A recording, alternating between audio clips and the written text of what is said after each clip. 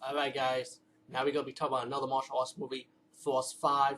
Rest in peace to Robert Klaus. Rest in peace to Joe Louis. I just found out this guy, Joe Louis, died last year. I'm like, oh shit. You know. But Joe Louis is one of those martial arts that paved the way for martial arts in general, and for his love of martial arts. But besides that, Force 5, it's pretty obvious this movie is Robert Klaus in a way, not rip off. I would say he was trying to remake one of his own director movies that he did, Enter the Dragon, and it's pretty obvious. Okay, guys, let's admit to that. But don't be fooled, it was highly entertaining, and I found this movie enjoyable. Um, the movie is about this evil cult leader. He got these like rich kids living on his island, and they gotta give up their money to him pretty much. And the rich kids that's living on the island with this evil cult leader, they believe in his teaching and stuff, but they don't know what he is. He's really corrupted. He deals with weapons, drugs, you know, and the government pretty much sending like spies on the island to stop the evil cult leader, but they failed. So they decided to hire this martial arts expert named played by Joe Louis. His character, sorry, I forgot the name, but Joe Louis' character, and Joe Louis wanted to hire his own men, that he worked with.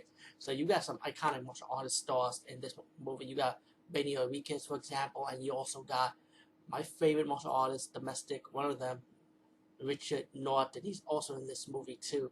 And by the way, if you like Benny Enriquez and Richard Norton, I advise you check their martial arts movies. They're really good martial artists. They're really good stuff.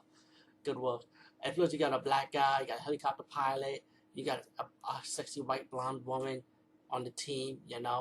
As they work together to infiltrate the evil cult leader, and also save a daughter of of um one of the cult leader members has to be a rich daughter, and they have to help her out and free her.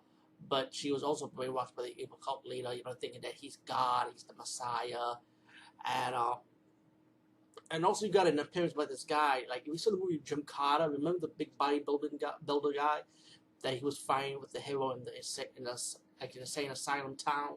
He's also in this movie as the right hand man of the evil cult leader. And a lot of great martial arts, man. It's nothing much to this movie except for it's like pretty much a clone of Enter the Dragon, and it's pretty much the story I'm telling you. Actually, the guy who's the head of operation, um, he's like crippled on the chair. The evil cult leader sent his men down to San Francisco to kill him, and they want to know the name, and they never got the name of pretty much I guess the people that's gonna go after the evil cult leader.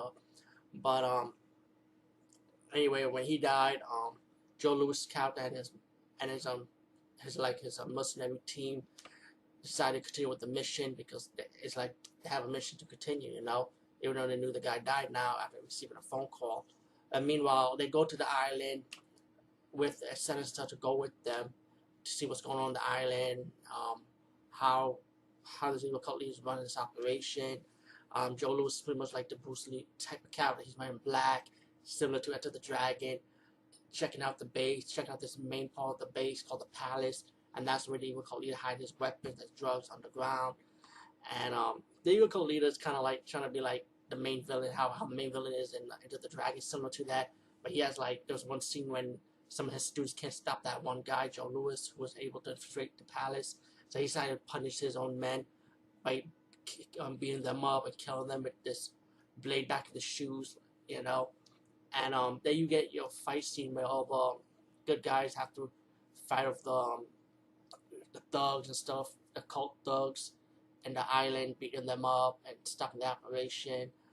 And later you get the one-on-one fight scene between Joe Louis and the main villain in the movie, trying to rip off the final fight scene of Enter the Dragon, but instead of remember Enter the Dragon, the villain have the mirror to trick Bruce Lee. Or in this one, the villain used a maze also, but the maze is run by a bull. Like Joe Louis had to fight a bull to run the maze, and then later on, once Joe Louis defeat the bull, you get like a lot of smoke around the maze, and Joe Louis and the main villain find in the maze scene, and as the villain used the smoke to disappear while in Enter the Dragon, you get the villain using the mirror to trick Bruce Lee. So it's pretty much like the same. It's pretty much trying to rip off Robert Klaus trying to rip off his own directorial of After the Dragon, but try to remix that scene with smoke instead of mirror. But either way, it was still enjoyable. All in all, the martial arts scenes in this movie is really good. And the acting is like, come on, it's like B movie acting. So there's nothing new, but it's like I say, it's highly entertaining, still enjoyable. Force 5, go check it out if you could. Definitely worth a pick. Definitely worth a check out. Peace, guys, and see you later.